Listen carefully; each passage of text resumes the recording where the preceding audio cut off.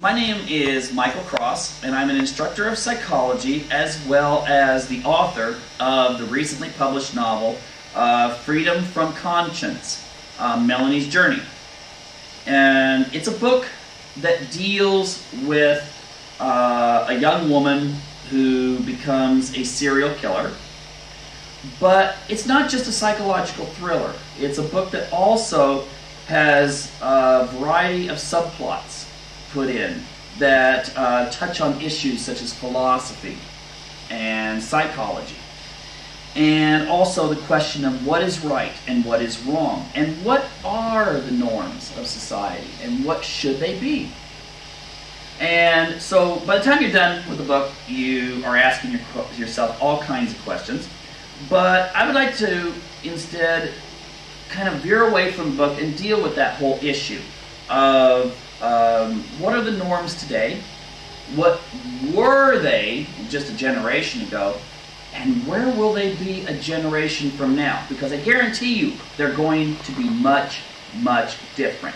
The world that that if you're maybe college age now, that you grew up in, when your kids are college age, it's going to be a much different society. And I'd like to explain why. First of all, we'll start with Phase 1. That's always a good spot to begin, right? Well, Phase 1 I would throw back into the 1950s. Now, this was an era in which everyone kind of knew what they were going to do. If you were a man, you were going to get a job, or you were going to get an education and then get a job. And that was because you were going to someday get married, and you were going to have to support a family.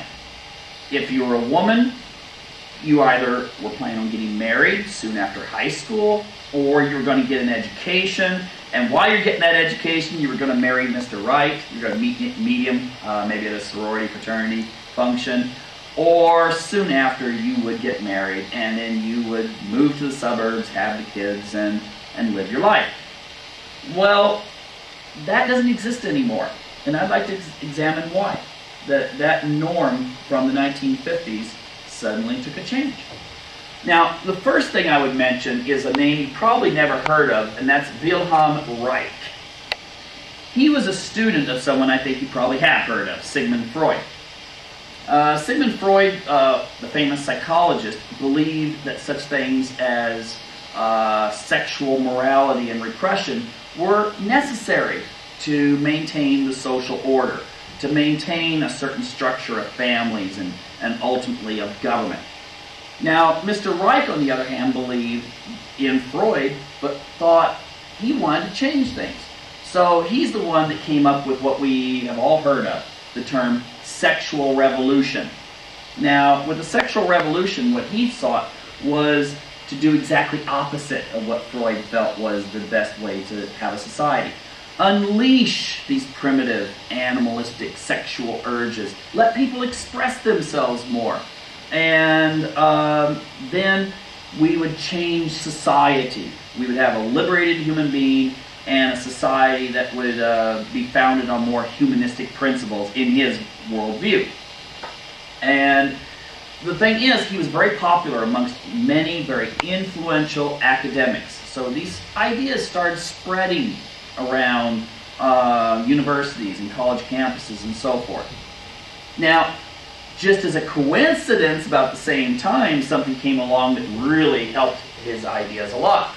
And that was the invention of the birth control pill. The birth control pill allowed for the divorce of sex from reproduction. Before, there was always a chance, if you were young and fertile, that if you had sex, you might wind up with a baby.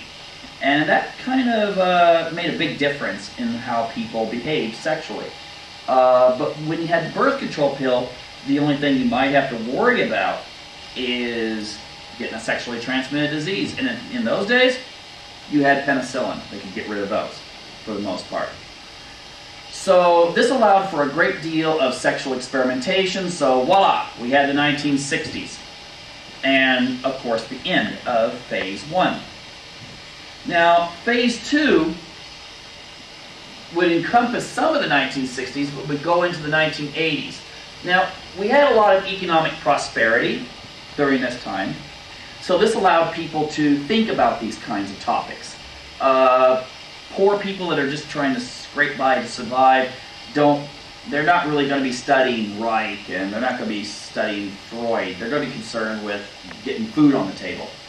But when people had a little bit more prosperity, they had a chance to start reconsidering norms, sitting back and contemplating, I wonder if this really is the right way to do things, and so forth. And one of the things that came from this was the birth of feminism, where a lot of women started going, hey, do I really want this predestined life that society has said I should take? And so you start seeing this independence that women were taking, women starting to get into the workforce. But I will note that even though you had women getting into the workforce in the 70s and the 80s, most of the time there was still a little bit of notions from phase one, and that was that men should be the breadwinner. So in other words, when the woman was working and the man was working, you kind of felt that the woman was going to marry someone who had the same job or same education or a little bit more.